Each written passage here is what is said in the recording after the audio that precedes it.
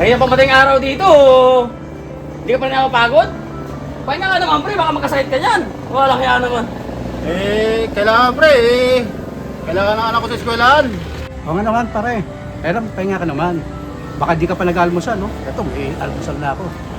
May pansit ako, baka mas kailangan mo to. Okay lang ako, kayang-kaya pa naman. Baka may sa side lang construction dyan, papasok pa ako sa construction para madadagan tong ipon ko para sa kailangan ng anak ko sa eskwelahan. Baka magkasakit ka dyan pre. Pahinga ka rin. Boss, tada boss. Okay boss, baba. Okay boss, pumunta na dyan yung driver. Sakay na. Dalawa tayo, dalawa. Boss, sakay kayo? Yeah, Starboy. Ah, pre, kain na, tara na.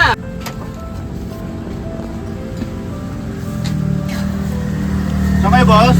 Starboy ya? Sige po.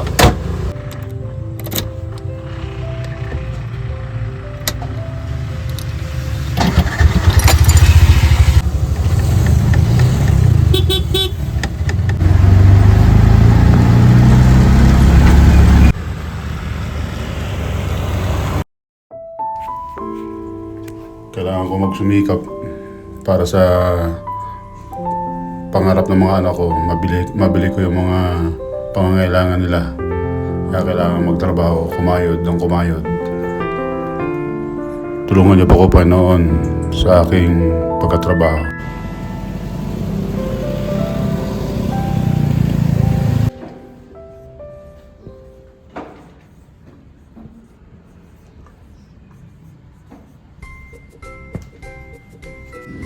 Hindi ka pa alam yung chismis. Ano? Yung chismis yung buntis. Yung buntis? Buntis pala talaga yun? Si Tumboy, hindi mo Okay class, tahimik na. Ang mga assignment nyo, huwag nyo kalilimutan. Kailangan may pasa ninyo sa Lunes. Okay class, dismiss. Saan tayo? Uy, birthday ni Janine sa linggo! Uy, ano? Anong plano? Basta kain, present ako dyan. Oo, sige. Tara na, tara. Ay, regalo nyo ha, huwag nyo kalimutan. Si Janine, mahal sa regalo yan. Bibili tayo dun sa ano? Dun sa ano? Sa school. Happy birthday to you. Woo! Happy birthday! Bukasan na ng regalo! Yay! Ito na nga pala yung gift ko sa'yo. Thank you. Ang Happy ganda naman birthday! Thank you. Ang ganda naman ng lalagyan na ito. Buksan mo na, bilis! Wow, Chanel. Ang ganda naman ito.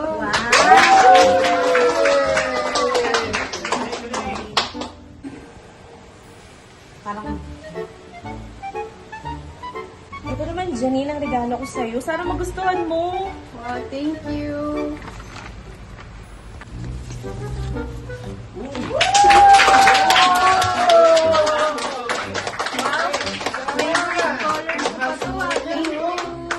Mahal siguro niyan. Ito nga pala sa'yo, Janine. Thank you. Kahit mamaya mo nabuksan, okay lang. Okay lang din naman ngayon na kasi nagbubukasan na rin naman ng regalo eh. Ano kaya to? Ang ganda ng kulay ah.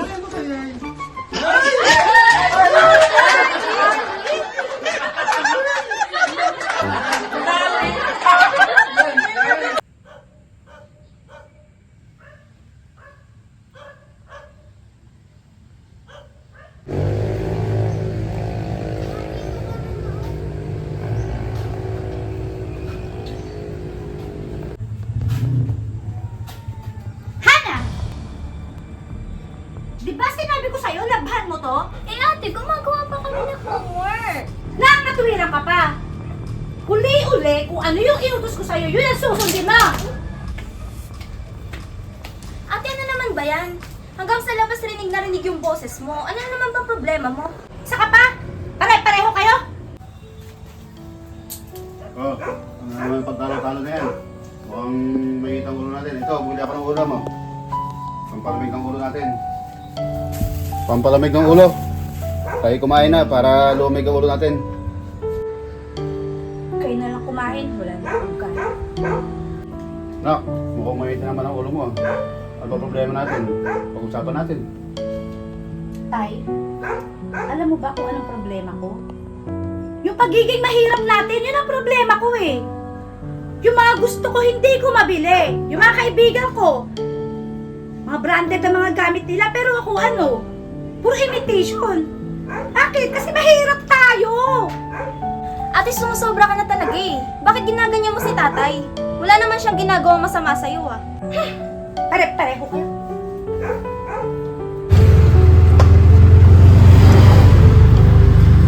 Parang masama pakaramdam ko ah.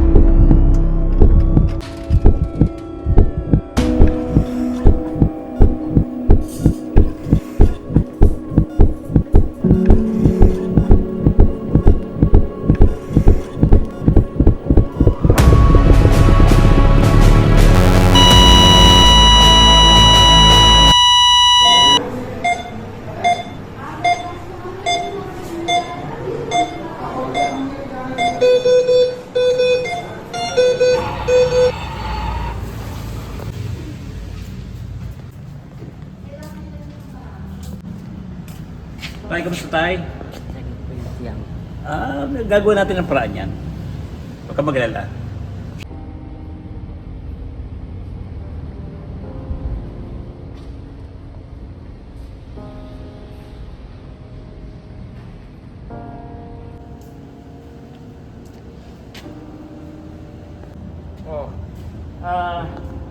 Nakita ko sa chart mo na medyo mabigat ang iyong kalagayan. Kasi, napansin ko na ikaw ang iyong palang ribs ay 3 ribs mo ang nabali. So, sa akin pagtansya, mga 5 araw pwede ka nang lumabas. Pero, hindi ko po pwedeng magtrabaho muna sa loob ng 1 buwan. Okay, mataas din pala masyado yung iyong uric acid mo. 10.4 ang iyong uric acid. Kaya iniisip ko, bibigyan kita ng Febusustat at saka bibigyan kita ng celecoxib para maalis yung pain mo. Methylprednisolone para kasama na rin maalis yung sakit ng iyong tagiliran kasi may fracture ka nga eh. So, ang ano ko lang, aking may papayo lang sa'yo ay wag kinakailangan ay hinay-hinay ang kilos kasi nga may problema ang iyong tadyang. Okay? 1 buwan hindi ko pwede muna magtrabaho.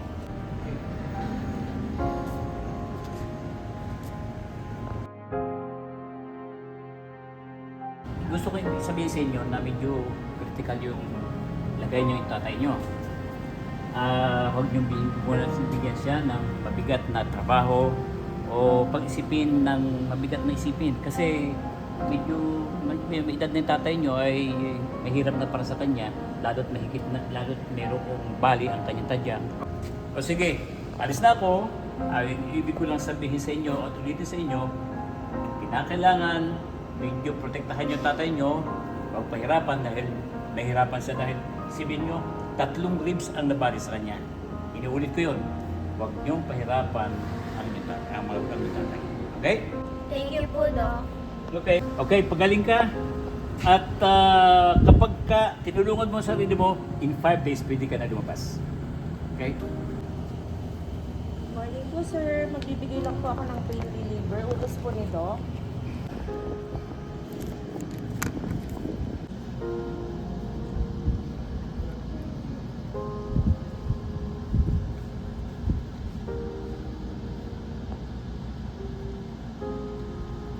Kaan ko lang po kayo ng BP, sir.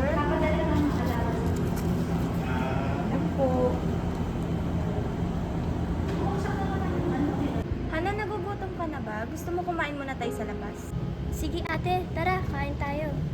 Tatay, lalabas lang po kami saglit ni Hana. Kakain lang po kami sa labas. Pag may problema po, sabihin niyo na lang po kami na. Sige anak. Ingat kayo. Salamat po, tatay.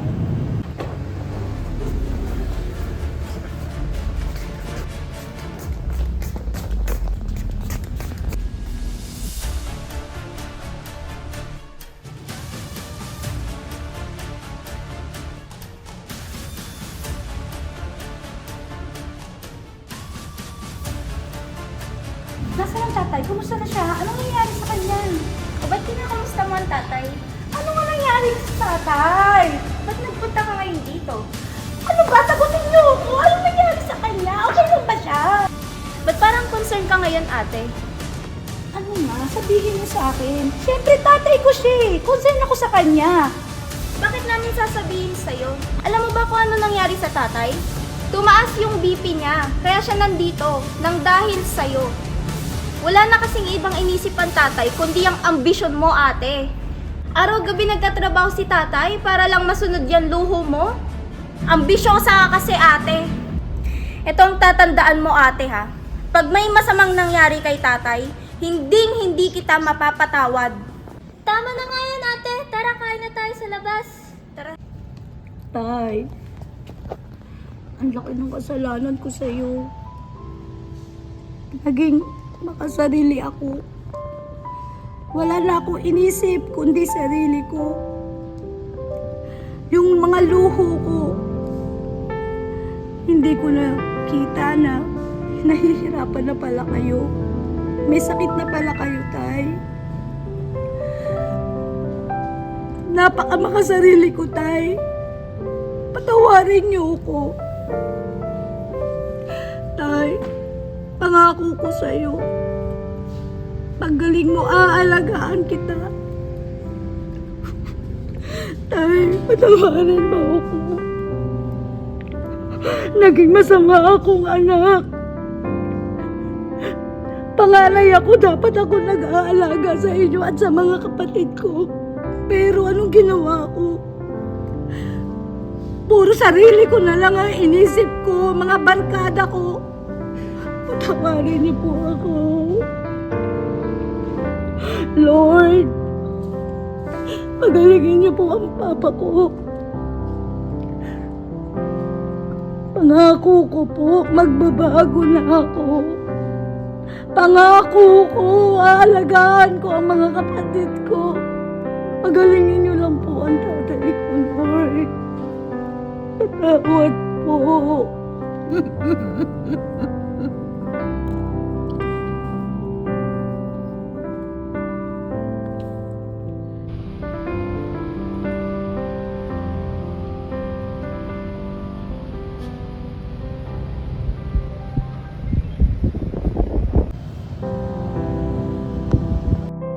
Wala kang kasalanan anak. Huwag mong sisihin ang iyong sarili. Kali kayo mga anak. Huwag mong sisihin ang atin nyo. Hindi naman niya alam ang nangyari. Magkakapatid niyo, kaya kailangan magmahalan kayo. Magkasundo-sundo kayo. Iya, Hana, balik kayo dito. Patawarin niyo ako. Hindi ko naman alam na ganito ang mangyayari. Inaamin ko, naging makasarili ako. Wala akong inisip kundi sarili ko. Kasi naiinggit ako sa mga kaibigan ko na marami silang pera, nabibili nila lahat ng gusto nila. Hindi ko na malaya na hirap na pala si tatay. Pangako, tutulungan ko siya. Magtatrabaho ako para sa kanya. Magtatrabaho ako para sa inyo. Patawarin niyo ako. Patawarin niyo ako, mga kapatid ko. Ate, sorry din kung nakapagsalita ako ng hindi maganda sa'yo kanina. Hindi ko rin sinasadya yun. Iniisip ko lang talaga yung kalagayan ni tatay kaya ako nasabi sa'yo yun. Gusto ko rin mag-sorry sa lahat ng mga nagawa ko sa'yo, ate.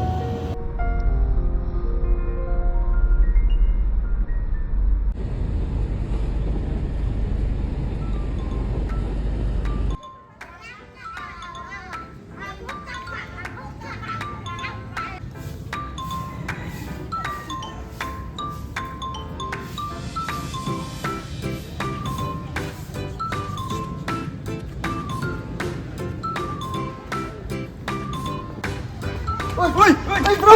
Uy! Long time no see ah! I miss you! Kahapon pa tayo ni nagkita! Nag-usapan nga natin yung buntis.